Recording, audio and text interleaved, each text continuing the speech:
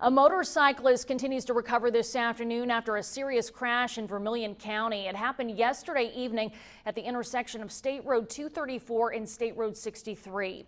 Arriving on the scene, the Vermillion County Sheriff's Office says 67-year-old Thomas Ray of Lafayette had suffered several injuries. According to witnesses, Ray was traveling northbound on State Road 63 when Tammy Markham entered the intersection. Ray's motorcycle hit the back of Markham's car, ejecting him from the bike. Ray was airlifted to Indianapolis and at last check remains in stable condition.